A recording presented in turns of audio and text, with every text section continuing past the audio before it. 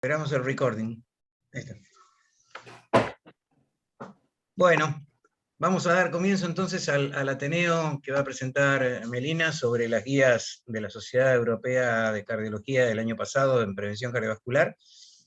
Agradezco a los médicos que no son del Instituto Cardiovascular Lezica, del distrito nordeste de Saja, y algunos otros médicos que han entrado a través de unirse a LinkedIn para seguir compartiendo con nosotros todos los jueves los Ateneos del Instituto Cardiovascular Lezica. Y también especialmente agradecemos al Laboratorio Bagó, que nos ha dado el auspicio y también la difusión del evento. Así que, Melina, todo tuyo, comenzamos. Bueno, es un placer, gracias a todos por compartir, y renuevo el agradecimiento que menciona Gabriel Weisman recién, particularmente, además de al Laboratorio Bagó, a un gran amigo que está allí, que es Néstor Saavedra, así que Néstor, y al laboratorio por el acompañamiento. Me toca un tema que me dio Gabriel Weisman, creo que fue, que es compartir con ustedes la Guía Europea de Prevención Cardiovascular en la Práctica Clínica. Y es difícil compartir una guía grande, es una guía que tiene como 100 páginas, muy extensa, que versa de toda la cardiología, así que es como si les dijera que tengo que compartir con ustedes una guía telefónica o una tabla de logaritmos. Es tedioso, así que voy a intentar hacerlo ágil, lo menos tedioso posible, lo más llevadero posible, y el gran objetivo mío sería que el que escucha la charla tenga un gran pantallazo de toda la guía con los mensajes más importantes. Así que eso es un poco lo que traté de transmitir. Entonces, empezando, los ejes, la guía tiene algunos ejes centrales. Es una guía de toda la práctica cardiológica, así que lo desafiante es que no es solo de lípidos.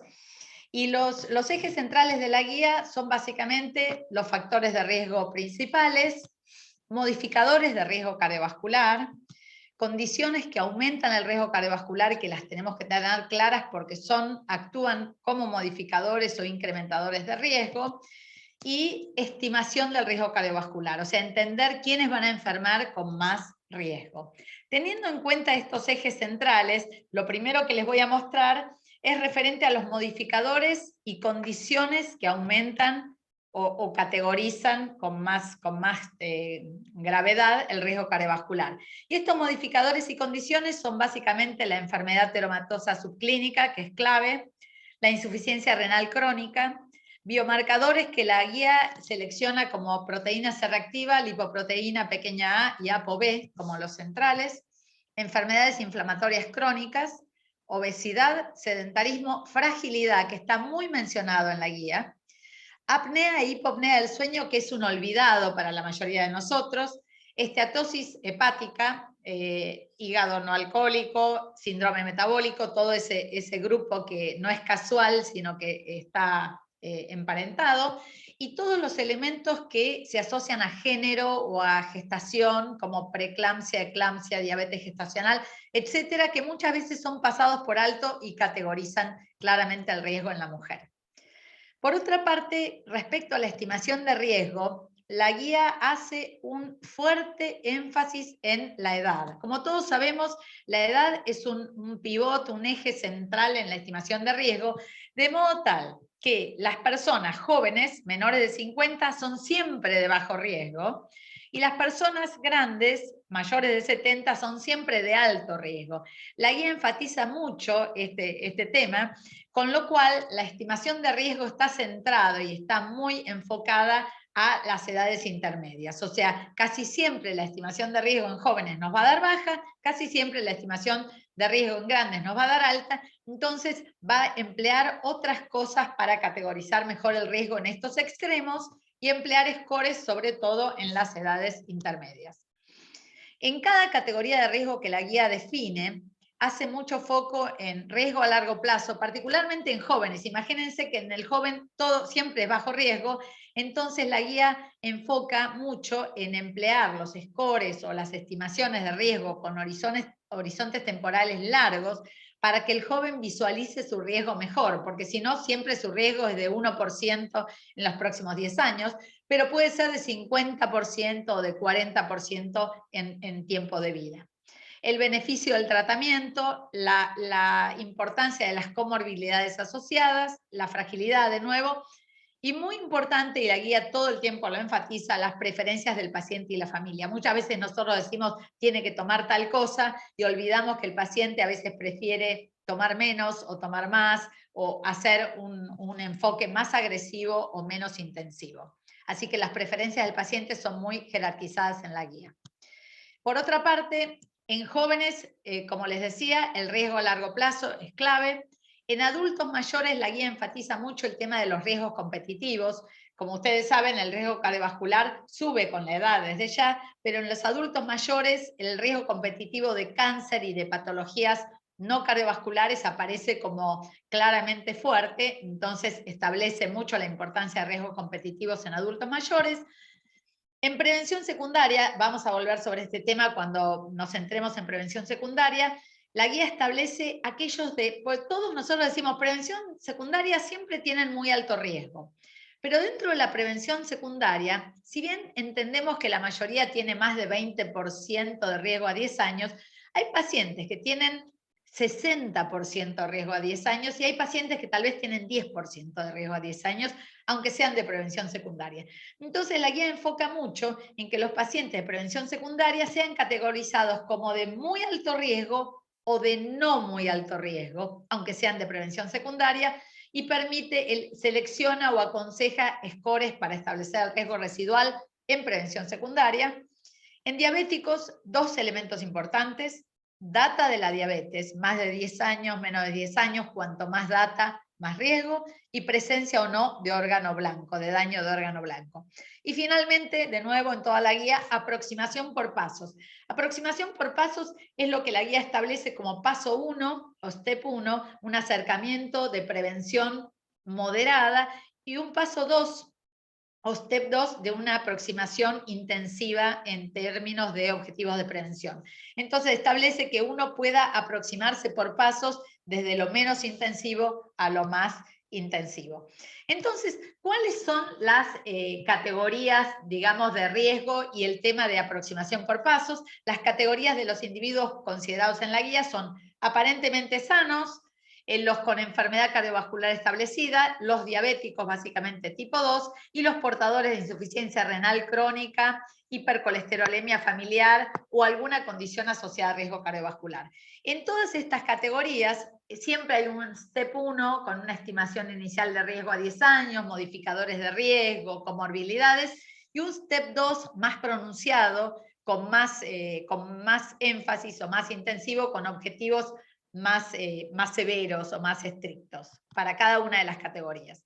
Así entonces las categorías quedan definidas como personas aparentemente sanos, y en eso se usa sobre todo el riesgo cardiovascular a 10 años, pacientes en prevención secundaria, como les decía, muy alto riesgo o no muy alto riesgo, y categorizar el riesgo residual, condiciones asociadas a más riesgo, básicamente sobre todo los diabéticos, los insuficiencia renal crónica y los pacientes con HF o hipercolesterolemia familiar, y todo el tema de la estimación de riesgo para discutir con el paciente el riesgo a tiempo de vida, los beneficios, las preferencias y la comorbilidad y la fragilidad, para así hacer una decisión más individualizada. Siempre la guía enfatiza, como les decía, en modificadores de riesgo, ateromatosis subclínica, la guía prefiere score de calcio y comorbilidades que ya mencionamos.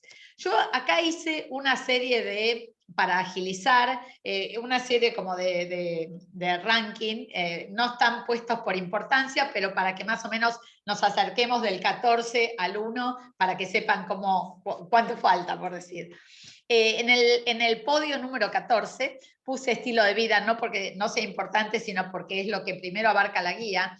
Y más allá de todos los fármacos y posibilidades de estrategias farmacológicas, la guía enfatiza en dieta saludable y elige un patrón mediterráneo como el más asociado a reducción de riesgo cardiovascular, bajar el sodio y eliminación, como sabemos, de grasas trans. Respecto al ejercicio regular entre 5 y 6 veces por semana que totalice 150 a 300 minutos semanales. No vale hacer los 300 minutos un día, o sea que priorizar el ejercicio con muchas exposiciones semanales. Peso saludable y abandono de tabaco son los 4 ejes de lo no farmacológico de la guía. En el puesto 13, digamos, yo puse la categoría de personas aparentemente sanas para ver cómo la guía las enfoca, y la guía emplea, en vez del score habitual que la guía usaba, los europeos usaban un score llamado SCORE, ahora hay un nuevo score que se llama SCORE 2 para diferenciarlo del anterior, y un SCORE 2 OPE para los adultos mayores, ¿no? Referido a old people o similar.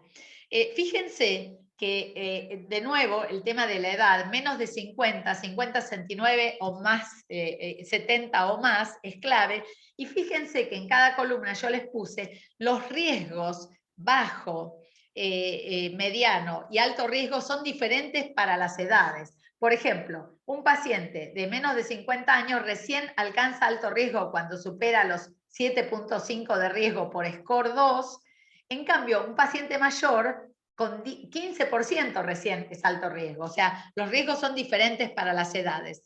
En bajo a moderado riesgo, en general, la recomendación es no hacer objetivos especiales, y en alto y muy alto riesgo, de las 3 categorías, hacer objetivos más intensivos. Desde ya, las edades intermedias es donde más importa el tema de la selección. Y acá les muestro de qué se trata esto del Score 2 y Score OP para que tengan idea.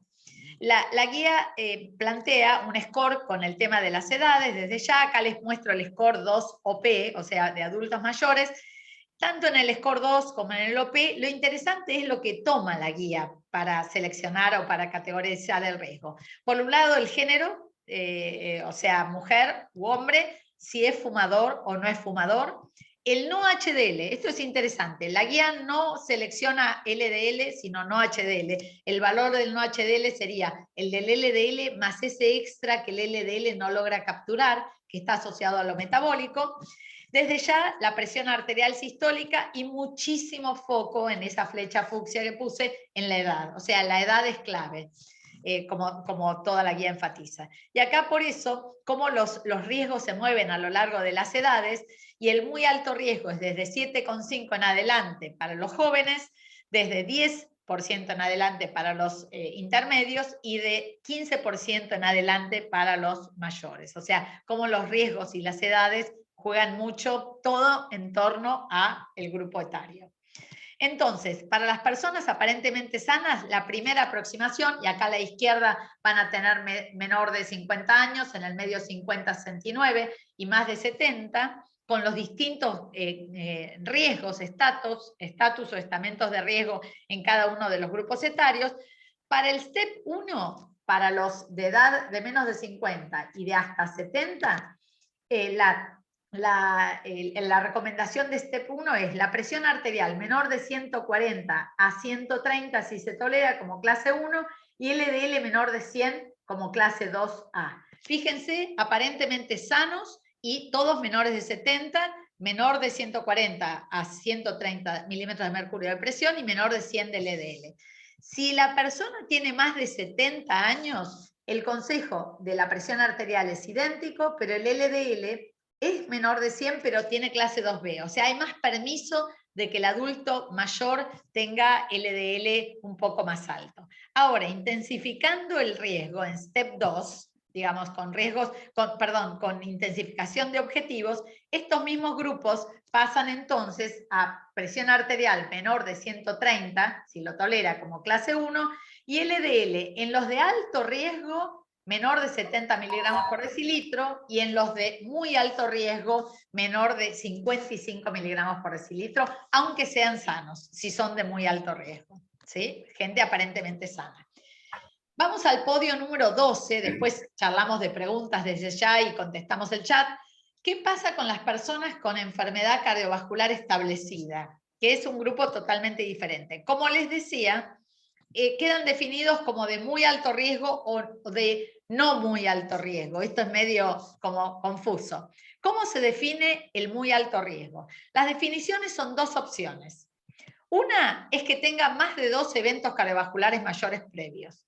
Y la otra es que tenga un evento cardiovascular mayor previo y múltiples condiciones de alto riesgo. Y acá arriba tienen los eventos cardiovasculares, síndrome coronario agudo, infarto, ACV, enfermedad arterial periférica con revascularización o con claudicación clara o amputación, y las condiciones de alto riesgo: edad, hipercolesterolemia familiar, revascularización coronaria electiva, diabetes, hipertensión, insuficiencia renal, tabaquismo activo, o LDL mayor de 100 a pesar de tratamiento a máxima dosis de estatina ezetimibe o antecedente de insuficiencia cardíaca. O sea, el paciente con prevención secundaria, con enfermedad establecida, puede ser de muy alto riesgo si tiene 2 de los eventos mayores o si tiene un evento mayor y varias condiciones de riesgo de las que están abajo. Entonces, la guía utiliza una cohorte que se exploró con más de 27.000 sujetos de prevención secundaria. En esa cohorte, 53% de los pacientes que acá se los señalaba tenían muy alto riesgo. De esos pacientes, o sea, más de la mitad cumplía la condición de muy alto riesgo. Pero de esos pacientes, 26% tenían la condición de muy alto riesgo por múltiples eventos cardiovasculares mayores, y 3 tercios, 74%, tenían un evento cardiovascular mayor y múltiples condiciones. Entonces la guía enfocó en esa corte mostró el seguimiento a 1 año y pico, menos de 2 años, y lo que mostró al fin del 2017 nos permitió entender quiénes son de muy alto riesgo y quiénes no. Aquellos pacientes en naranja versus en verde que cumplían criterios, los pacientes que cumplían criterios de muy alto riesgo, tenían el triple, estos en verde cumplían criterios de muy alto riesgo, tenían triple riesgo respecto a tener un evento, respecto a los que no tenían criterios de muy alto riesgo por cualquiera de las definiciones que dijimos. Y por otro lado, y esto es interesante, aquellos que tenían más de 2 eventos cardiovasculares mayores tenían más del doble de riesgo que los que tenían un evento y varias condiciones. Entonces tenemos un par de elementos. Por un lado, la definición de muy alto riesgo, como la dijimos. Pero por otro, y ahí reconocemos que los de muy alto riesgo tienen claramente más eventos que los de no muy alto riesgo. Pero por otro, que aquel paciente que tiene 2 eventos cardiovasculares o más, tiene mucho más riesgo que el resto, que el que tiene un evento cardiovascular y alguna condición. Entonces, en base a eso se seleccionan los de muy alto riesgo. Para los pacientes con enfermedad cardiovascular establecida, o sea, todo el conjunto de prevención secundaria, el STEP 1, como se imaginan, abandono de tabaco, estilo de vida es clase 1, LDL de más de 50% de reducción y menos de 70 miligramos de decilitro es clase 1, presión arterial de menos de 140 a 130, clase 1, y tratamiento antitrombótico, clase 1. Pero en el ajuste de objetivos, en el STEP 2, la cosa cambia. Presión arterial menos de 130 si tolera, LDL menos de 55 miligramos, además de bajar más de la mitad, y plantean como clase 2B doble antiagregación, inhibidores de SGLT2 o GLP1, colchicina, omega 3 purificado, EPA en 4 gramos por día, etcétera, que lo podemos discutir luego. O sea, esta es la intensificación en prevención secundaria.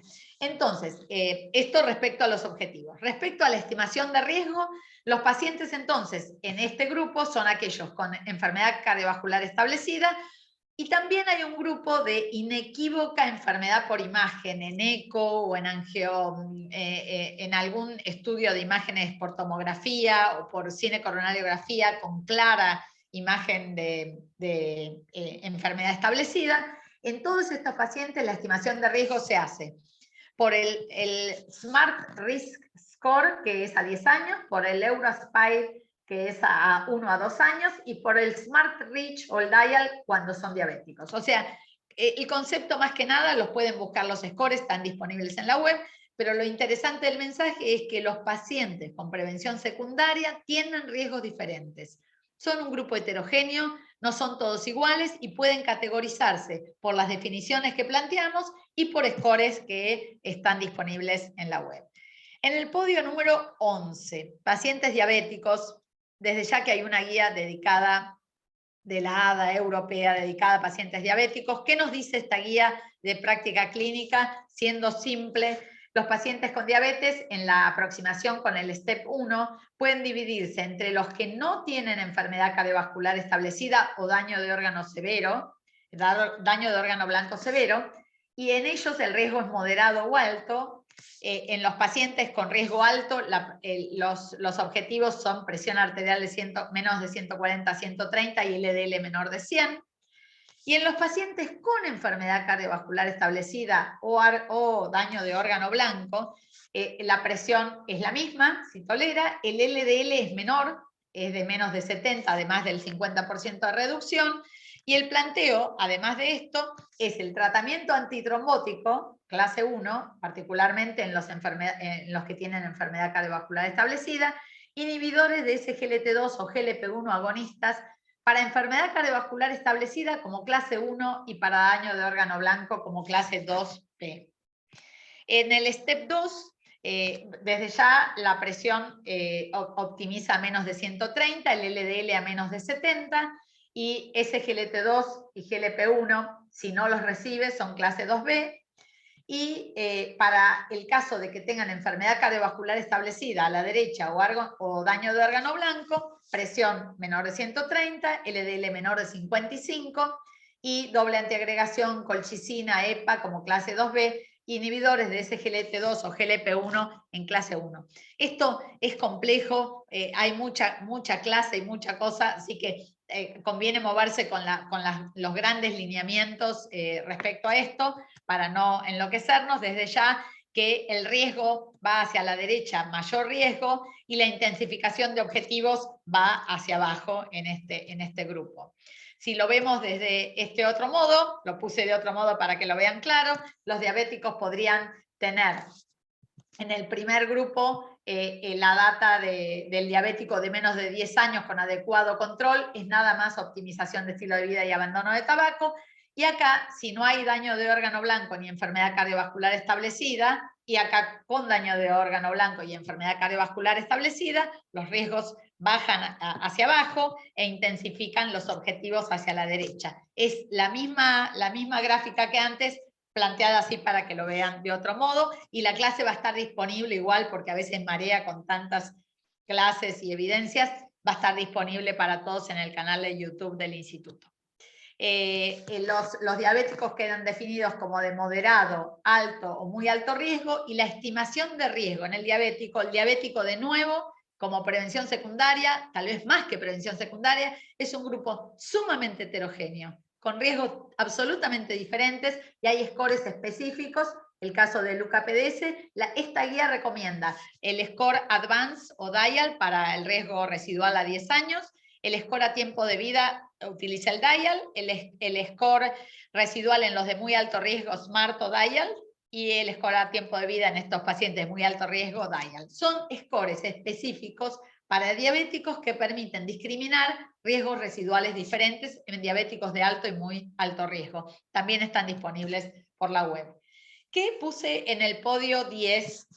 Los agrupé juntos porque los objetivos son los mismos, aunque sean grupos distintos. Insuficiencia renal crónica y pacientes con hipercolesterolemia familiar comparten STEP 1 y STEP 2 con similares objetivos de presión y LDL, fíjense, 140, 130 y 100 de LDL, y acá menos de 70 de LDL o menos de 55 de LDL, dependiendo alto y muy alto riesgo, y esto es igual en insuficiencia renal crónica e hipercolesterolemia familiar. En general son pacientes de alto o de muy alto riesgo, y por eso lo puse acá así.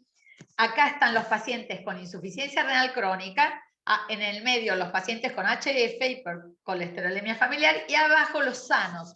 Fíjense que arriba los renales crónicos son solo de alto o muy alto riesgo. No hay renales crónicos de bajo riesgo o de riesgo moderado, cuando la insuficiencia renal crónica es moderada a severa.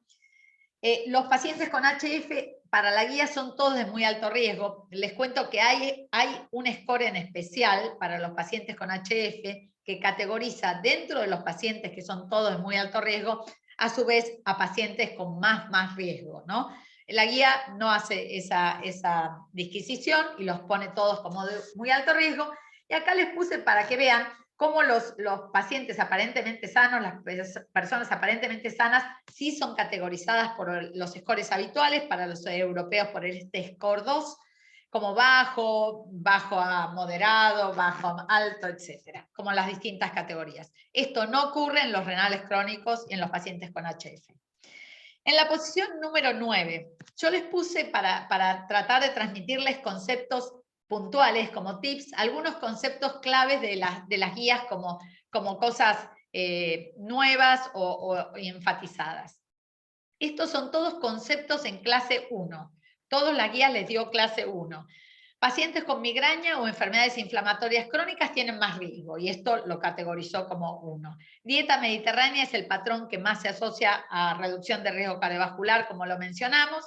Las metas de colesterol LDL, la guía las mantuvo, las validó, como la guía es del 2019, que para recordarlos, los clasifica en distintos estratos de riesgo, y lo interesante es esto, da metas de ApoB, de no HDL y de LDL. A los grupos de más riesgo, al de alto y muy alto, aparte les solicita que bajen más del 50% del basal. Pero si no, la Guía Europea de Lípidos usa metas. En los pacientes, por ejemplo, de muy alto riesgo, la meta es menos de 55 de LDL, la meta de no HDL es de menos de 85 y la meta de ApoB de menos de 65. Las metas entonces se validan o enfatizan en esta guía de prácticas clínicas.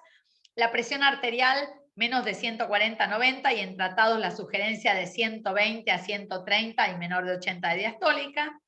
Reducir el consumo de alcohol a menos de 100 gramos semanales, y ahí propone una cosa simple, grados de alcohol por el número 8 por cantidad de litros. Por ejemplo, una persona toma bebida de grados de alcohol 10, de 10% por 8, es 80, por cantidad de litros tomó 1 litro, o sea que eso es 80 gramos a la semana, si tomó eso en la semana.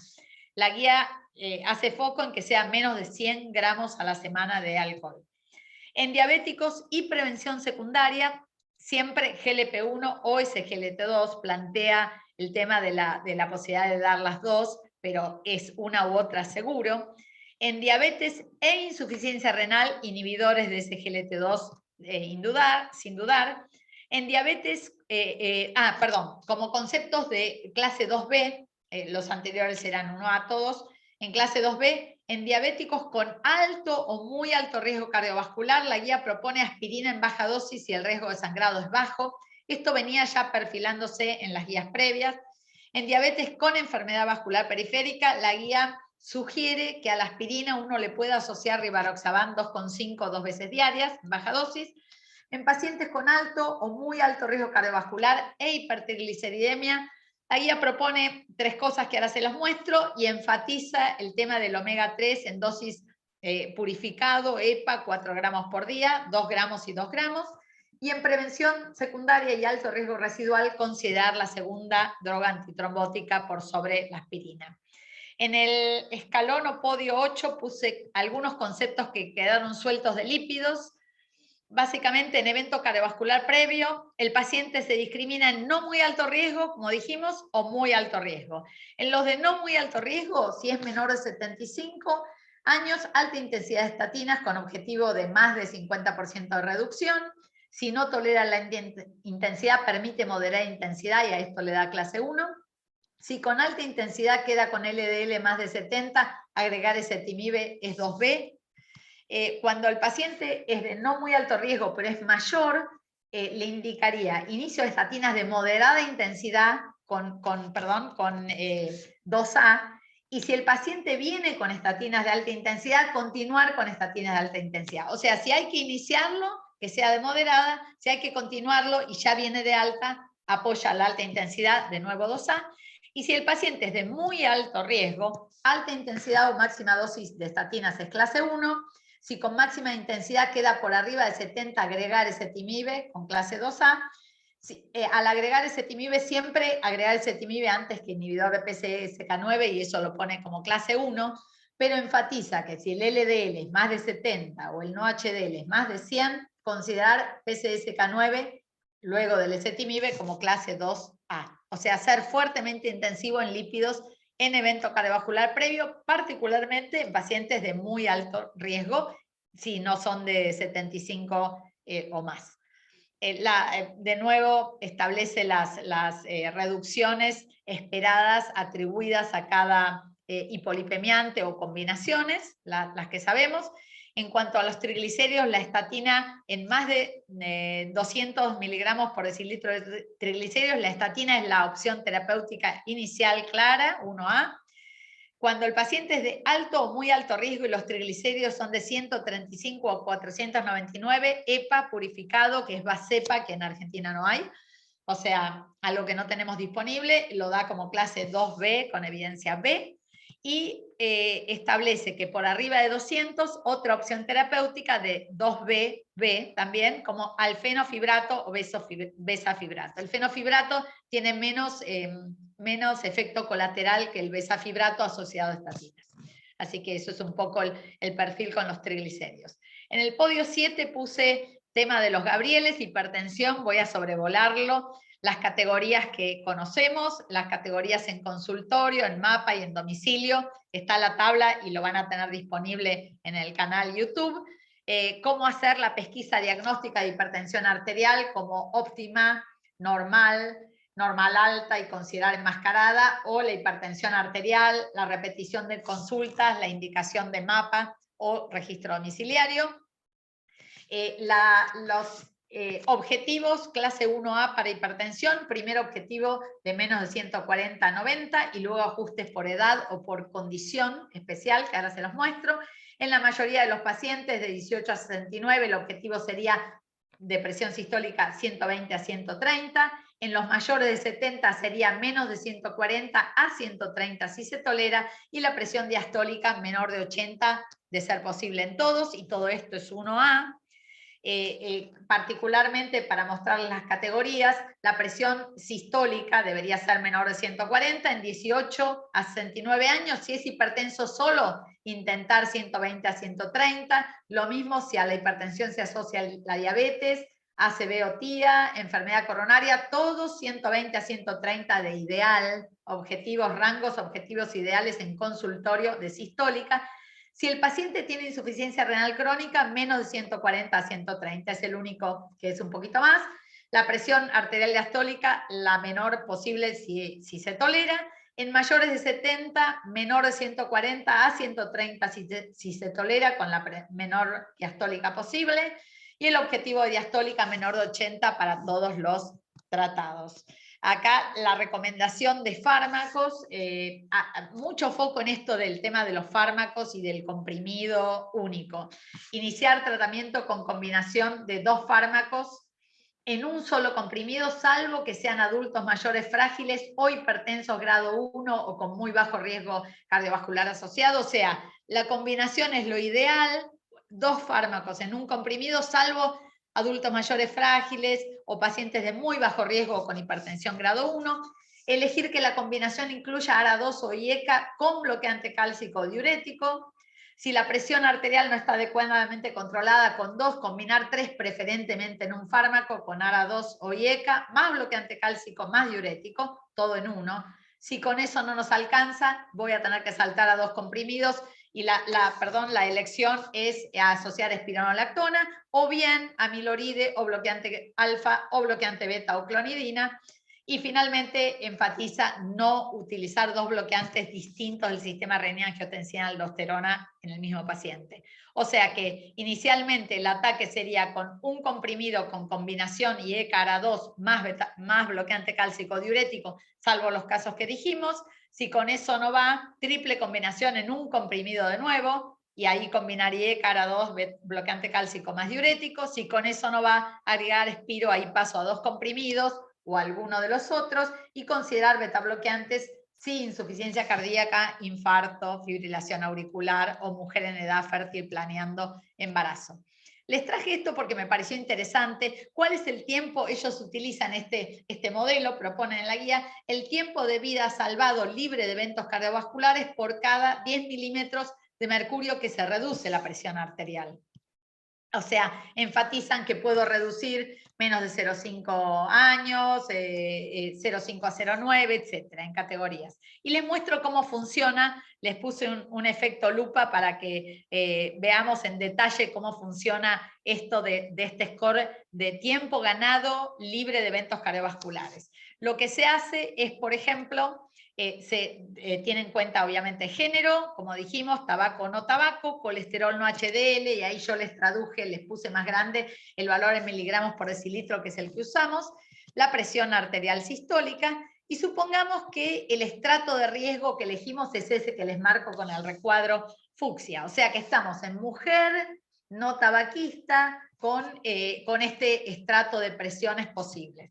Entonces veamos lo que pasa. Por ejemplo, esta mujer salva 1,8 años libres de eventos cardiovasculares por cada 10 milímetros de mercurio que reduce. En cambio, esta mujer baja 1,1. Eso tiene básicamente, como siempre, que ver con si la presión arterial era más alta, o sea, cuanto más alto venimos, más beneficio, y si el no HDL era más alto. O sea que mujeres con más riesgo en el mismo estrato, y esto vale para hombres o para cualquier otra, digamos, para cualquier parte de la tabla, solo lo hice a modo, digamos, explicativo, cuanto más riesgo tiene la persona, más salva, más tiempo gana por bajar esos 10 milímetros de mercurio respecto a otro que tiene menos riesgo. No sé si se entendió, bueno, espero que sí. En el podio 6 les puse rápidamente los fármacos indicados para la enfermedad coronaria, aspirina en pacientes con infarto o revascularización. También sí, lo puse, está puesto como 2B-C, sí hay una clara evidencia de enfermedad por imágenes, aunque no sea evento clínico. El tercer punto es en síndrome coronario agudo, doble antiagregación por 12 meses, a menos que haya alto riesgo de sangrado. En el cuarto renglón, pacientes con síndrome coronario crónico, clopidogrel por 6 meses asociado a la aspirina, luego de stent, independientemente del tipo de stent, salvo que haya alto riesgo de sangrado, en que se sugiere que uno podría suspenderlo entre 1 y 3 meses. Y finalmente agregar una segunda droga, clopidogrel, prasu o ticagrelor o baja dosis de rivaroxaban en pacientes de prevención secundaria con alto riesgo isquémico y bajo riesgo de sangrado. Y esto es 2BA si el riesgo isquémico es moderado. O sea, puedo pensar en un segundo antitrombótico o en rivaroxaban agregado a la aspirina si el monto, el riesgo isquémico es alto o moderado y el riesgo de sangrado es bajo. Agregar IECA y ARA2 en pacientes con insuficiencia cardíaca, hipertensión arterial o diabetes. Considerar betabloqueantes en pacientes con disfunción ventricular sistólica e hipolipemiantes, como dijimos, menos de 55 de LDL y más de 50% de reducción. Como ven, todo es matricial y se va enganchando. Se enganchan las cosas del infarto con las cosas de lípidos, o sea, toda la guía va ensamblándose con los mismos objetivos desde ya. En el puesto 5 puse los fármacos para los pacientes con insuficiencia cardíaca, desde ya los que sabemos, IECA, betabloqueantes, inhibidores de la aldosterona, ARNI o sacubitril valsartán, y van a tener a todo esto el agregado de dapaglifosina o empaglifosina, que debe adicionarse a todo lo demás para reducir eventos, o sea, a lo que sabíamos se agregan los inhibidores de SGLT2, los diuréticos para mejoría de síntomas y la ibabradina, ¿sí? Con betabloqueante de frecuencia cardíaca de más de 70. En el podio 4, y nos acercamos al final, las recomendaciones para ACV y TIA, mejora de estilo de vida, antiplaquetarios si el evento fue trombótico y anticoagulantes si el evento fue embólico. Las opciones en el tercer renglón de antiplaquetarios. Si el evento fue trombótico, podría yo considerar 3 semanas de asociar clopidogrel o ticagrelor. Y finalmente el tema de la presión matricial, de nuevo en pacientes con ACV o TIA, 140, 90 o mayor, considerar reducir presión arterial. En el puesto 3, estoy terminando, recomendaciones es la guía telefónica, enfermedad arterial periférica, y acá cesación tabáquica, ejercicio físico, ejercicio supervisado, hipertensión arterial, IECA, ARA2 de primera línea, y la posibilidad en el renglón de abajo de todo, en diabéticos con enfermedad vascular periférica sintomática sin alto riesgo de sangrado, asociarle rivaroxaban en baja dosis a la aspirina. En el riesgo 2, para pacientes con insuficiencia renal fácil y ECA o ARA2 en pacientes con diabetes, hipertensión, albuminuria, y titularlos a la mayor dosis posible es 1B, y inhibidores de SGLT2, como decíamos, 2A, y la combinación, que no es recomendada, de 2 inhibidores del sistema renina-angiotensina-aldosterona. En el puesto 1, fibrilación auricular, porque la guía versa de todo, no dejó nada fuera la guía. Factores de riesgo para la fibrilación auricular son muy enfocados, factores, sobre todo la hipertensión arterial y la diabetes desde ya, la apnea del sueño también, y factores no modificables, y en ese caso entonces trabajar sobre modificadores de estilo de vida, pensando en reducción de mortalidad y morbilidad y prevención primaria de la fibrilación auricular. En la parte media del gráfico, el remodelado auricular y la progresión de fibrilación auricular, sobre todo prevención de ACV, control de frecuencia, antiarrítmicos, cardioversión, ablación y cirugía. Y finalmente, en la evolución de la fibrilación auricular, todo lo que mantiene cambios de estilo de vida para reducir, y modificadores de riesgo de fibrilación auricular, tratamiento de la enfermedad cardiovascular si lo hubiera, para reducción de mortalidad y morbilidad, prevención secundaria de la fibrilación auricular y mejora de los síntomas. Les puse un bonus para que no crean que se acaba ahí, que es nada más porque es interesante que la guía lo puso, y es el tratamiento antiinflamatorio. La guía sugiere, con una recomendación suave 2BA, que podríamos considerar tratamiento antiinflamatorio con colchicina en baja dosis, 0,5 miligramos día, en pacientes seleccionados de prevención secundaria, particularmente en aquellos con muchas internaciones por angina inestable o revascularización, a pesar del control de factores de riesgo. Esto nada más para introducir el tema de antiinflamatorios. En definitiva, este es el paper, la charla va a estar disponible desde ya. Es complejo, es pasear por toda la cardiología, pero bueno, tratar de darles algún enfoque y que tengan una primera aproximación para que no sea tan tedioso. Muy bien. Bueno, Melina, primero te felicito por tu poder de síntesis, porque es la cardiología resumida en 45 minutos, pues, es todo o casi todo. Y además hay puntos que son absolutamente cuestionables, hasta el nivel de evidencia que le ponen, que esto pasa en muchas guías, donde el nivel de evidencia muchas veces es por el steering committee, que ponen 1A y después uno va a buscar y la evidencia no es ni 2C. Entonces, creo que, bueno, a ver, abramos la discusión para los que quieren hacer cositas en el chat, ¿no, Gaby? Hay algunas preguntas. No, en el chat yo por ahora no vi. Los que quieren... Bueno. Los que quieren pueden preguntarlo por chat, los que quieren pues abran el micrófono y lo preguntan. Yo voy a abrir a cortar el hielo un poco.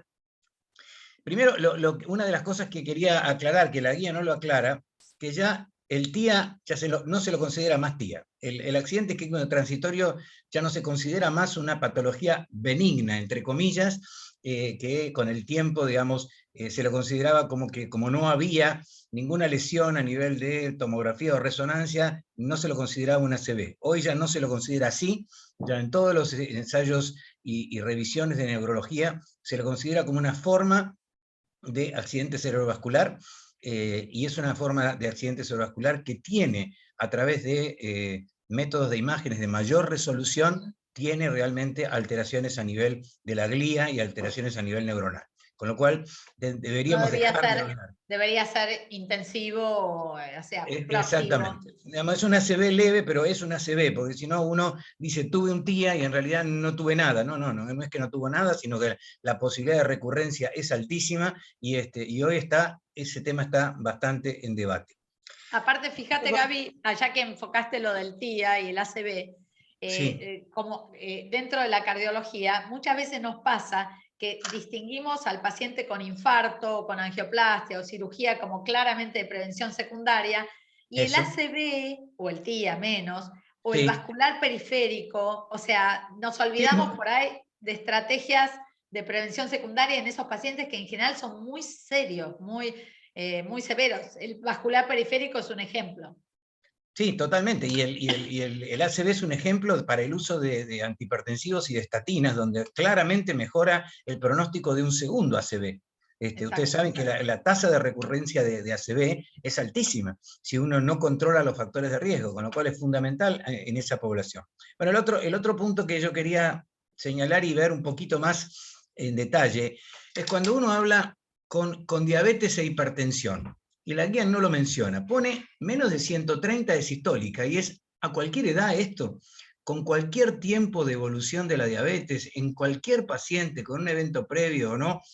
Creo que acá hay que ser cautos, porque yo no tengo dudas que hay que bajar la presión arterial y bajarla cuanto más bajo mejor, sin duda, en los pacientes jóvenes, en los que son pacientes tipo UKPDS, ¿sí? Que son pacientes que tienen 6 meses de evolución de la diabetes, que no tienen daño de órgano blanco por definición, y que tampoco han tenido un evento previo. Ese paciente, que es poco frecuente, pero que ya en diabetes, ya desde el 2019 no se habla más de bajo riesgo. El diabético de bajo riesgo no existe. O sea, ya partimos de un diabético de moderado. Exactamente. Bueno, estos serían los pacientes de moderado riesgo cardiovascular. Y en esos pacientes sí está demostrado que bajar la presión arterial, aún por debajo de los objetivos, puede ser beneficioso. Ahora, en pacientes que tienen más de 60 años, que tienen un tiempo de evolución conocido de la diabetes, todos sabemos que desde el momento que hacemos diagnóstico de diabetes han pasado entre 10 y 15 años previos de enfermedad no diagnosticada. Supongamos que el paciente tiene 60 años y 10 a 15 años de evolución de la diabetes, o algún factor de riesgo cardiovascular, o un evento. Ese es el paciente ACORD, o es el paciente VADT, el paciente de la Veteran Administration. Y en ese grupo no se demostró que bajar la presión arterial por debajo de los objetivos en tratamiento intensivo disminuyera los eventos cardiovasculares, excepto el ACV, donde sí el ACV disminuyó. Entonces la pregunta es, ¿hay que hacerlo en todos los pacientes diabéticos? ¿Hay que llegar a esta meta? ¿O en realidad el objetivo es mucho más individualizado? Sí, mi sensación es la segunda, ¿no? Que hay Bien. que... Quiero eso, lo que sí. quiero además agregar es que hasta hace poco tiempo, si bien es un análisis POSOC y es un análisis que no fue diseñado para tal fin, ustedes saben que el estudio ACORD tuvo 4 ramas, era un estudio de 2x2, y en el estudio de 2x2 hubo una rama que era la rama donde había tratamiento intensivo de la presión arterial, pero sin tratamiento intensivo de la glucemia, y a esa rama le fue bien. O sea que en realidad a los pacientes ancianos, porque vos mencionaste por ahí la hemoglobina glicosilada menor de 8%, Sí, que son pacientes que quedan con hiperglucemia, pero a esos pacientes, no hablamos de 8, sino de 7, 7,5, les fue mejor que bajar la glucemia con una hemoglobina glicosilada por debajo de 6 o 6,5. Entonces, tal vez lo más importante, y esto lo demostró el seguimiento de los estudios, del estudio danés, que en los pacientes con diabetes y microalbuminuria se benefician fundamentalmente, primero, del descenso de LDL colesterol, fundamental. Si hay algo que beneficia al diabético son las estatinas. Después del descenso de la presión arterial y por último, el descenso de la hemoglobina glicosilada en pacientes que tienen más de 60 años. Entonces, creo que hay que individualizar bien las poblaciones porque no es todo lo mismo y no es lo mismo en todos los pacientes. Sí, no siempre hay evidencia perfecta para todo y a veces uno va entendiendo cómo van las cosas sumando información. Si uno se fija estudios de estatinas en diabéticos, el estudio CARDS es un estudio viejo de más de 10, 15 años, con 10 miligramos de atorvastatina versus placebo, no existe, es algo que no existe, mostró que es beneficioso. Pero después, la mayoría de la evidencia surge de análisis de subgrupos de los pacientes diabéticos de tal estudio, de los pacientes diabéticos de tal otro, de los metaanálisis de todos los pacientes diabéticos. Entonces, vamos teniendo información que viene con distinto grado de fuerza. No siempre tenemos un trial que nos contesta todo, desgraciadamente. No, es que el trial lo que contesta es la población que está incluida en el trial, y nada más. No hay que pedirle más al trial de para lo cual el trial estuvo diseñado. Uno quiere y trata de extender esto a toda la población, pero bueno, esto en realidad no es así. Hay que tener cuidado, sobre todo hay que tener cuidado en los pacientes más ancianos, donde la hipotensión ortostática, sobre todo en el paciente diabético y hipertenso que tienen alteraciones disautonómicas, es fundamental evaluar bien el tema de la hipotensión ortostática, porque uno sabe que, como vos bien dijiste, uno de los temas más importantes de estas guías y de todas las guías que están viniendo es la fragilidad. Sí, sí, Entonces, sí. si uno no evalúa, y uno de los elementos para evaluar fragilidad en un hipertenso es la hipotensión ortostática, porque es la causa número 1 de caídas. Claro, seguro. Y la mitad de los pacientes ancianos que se caen no se levantan más. Inicio al Entonces, fin. claro, entonces es fundamental, es la quinta causa de muerte de las caídas en los ancianos. Es fundamental, digamos, tener en cuenta esta situación. ¿Hay alguna pregunta de la gente, algún comentario? Yo Por sigo ahí como teniendo la guía es otra. muy extensa y es Sí. tan larga y tan así, es tan tedioso, No, pero tiene, por ahí pero ir sacando sí. grandes cosas No, no, ayuda. vos lo definiste bien en el resumen que hiciste. Y el otro aspecto que también es cuestionable, porque hubo estudios que sí fueron diseñados para esto, es el uso de aspirina en diabéticos en prevención primaria, que ellos lo Sí. dan como que en el diabético en prevención primaria de alto riesgo habría que usar aspirina en todo el mundo. Y los estudios que fueron diseñados para esto no mostraron eso. Y Yo mostraron que era... personalmente, por ejemplo, yo estoy en el Consejo de Prevención de la Sociedad y ahí Sí, compartimos muchas discusiones así específicas de esto. Yo personalmente no uso aspirina no, yo tampoco. particularmente en el diabético, pero hay otros que, no sé, que están en el mismo grupo y todo, que son más aspirinógenos, por decir, ¿no? Sí, El estudio ASCEND mostró eso. que en pacientes diabéticos, en todos los estratos de riesgo, la aspirina siempre bajó el riesgo isquémico, siempre bajó el riesgo de Sí, todo tipo pero de eventos y aumentó el siempre riesgo de subió hemorragia. el riesgo de sangrado. O sea que uno tendrá que de nuevo individualizar Bueno, ese eso, diabético. a eso iba yo, porque hay muchos pacientes de los que nosotros vemos que tienen polifarmacia, Y muchísimos, más sí, de la mitad de la población tiene polifarmacia que se define por más de 5 comprimidos por día, y está lleno de pacientes nuestros que toman más de 5 comprimidos. Y muchos de esos más de 5 comprimidos que toman son antiinflamatorios en claro. forma crónica. Entonces, yo tengo mucho, pero mucho respeto al paciente que necesita tomar antiinflamatorios en forma crónica porque está roto y le duele todo, y ese paciente prioriza que necesita tomar el antiinflamatorio porque no puede caminar si no lo toma. Bueno, en esos pacientes yo no doy aspirina. Yo trato de Claro. no usar aspirina a menos que sea prevención secundaria, Igual porque tienen real... la guía enfatiza lo del bajo riesgo de sangrado, o sea, igual Sí, dice, bueno, nosotros apostamos por esto, pero ojo, con bajo riesgo de sangrado, ¿no? Desde ya que a la hora de decidirlo uno tendrá en cuenta. Obviamente, si el tal cual. paciente tiene enfermedad cardiovascular establecida, va a ser un sí, pero si el Así paciente es. es diabético sin enfermedad cardiovascular establecida, uno entenderá si hay placas tremendas por imágenes, si hay mucho riesgo por otros factores, si el riesgo de sangrado juega un rol, si es mujer o varón, pues la mujer sangra más. Bueno, Así es. tratar de ir, el score de calcio altos, uno será más proclive, nada. Bien. Ir tratando Y después hay un punto que vos nombraste en la guía, que es dijiste, daño de órgano blanco severo en el diabético. ¿Qué significa daño de órgano blanco severo? Sí, yo no sabría decirte exacto, puedo buscar exacto los que pusieron como severos y ¿Es por score de sí, calcio? no, ponen No. filtrado glomerular, ponen ese Ajá. tipo de cosas. No ponen No, score pues de calcio. es la primera vez que lo escucho, como que se define daño renal blanco severo, pero hasta ahora era cualitativo, tenía o no tenía, o no Por tenía.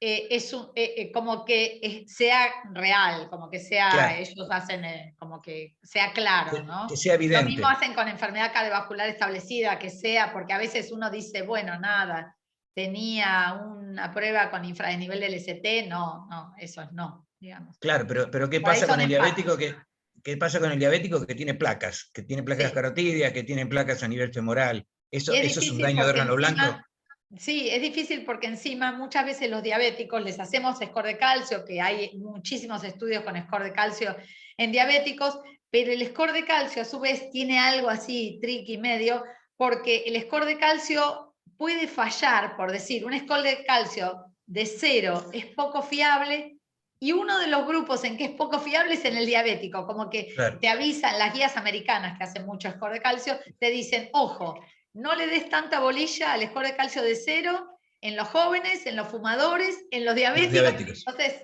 el score de calcio de 0, a veces yo Sí. tengo diabéticos con score digo, placas por todos lados. Tengo pacientes con placas por todos lados y score de calcio de 0. Y Ujú. bueno, existe, todo existe.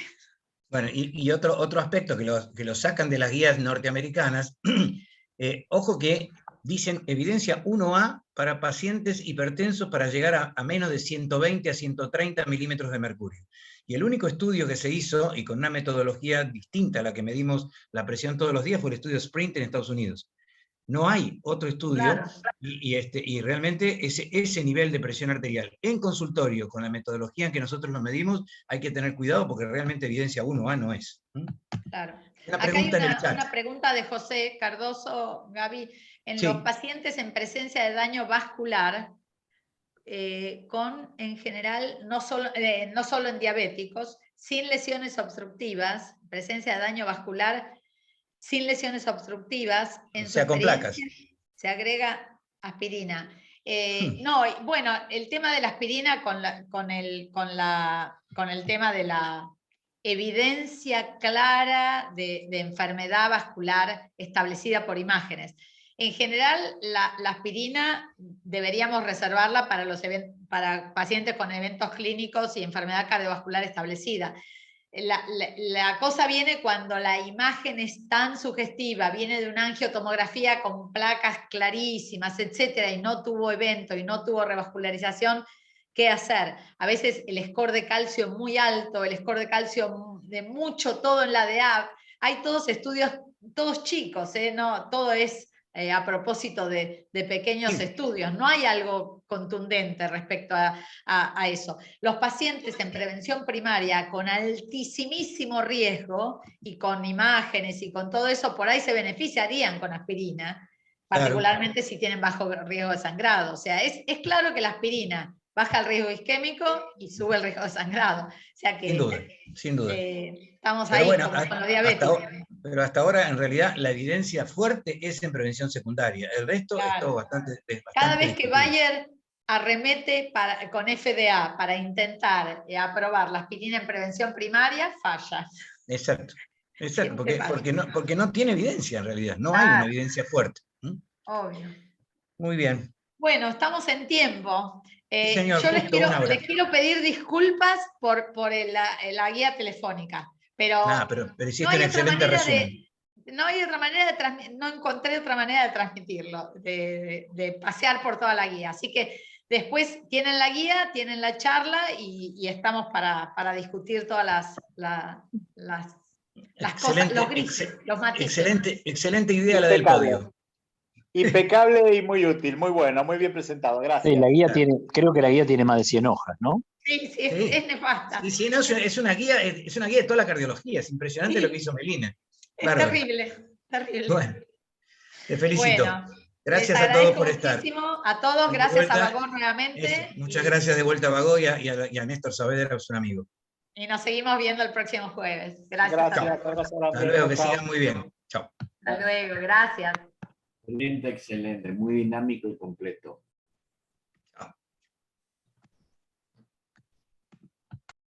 Chao, muchas gracias.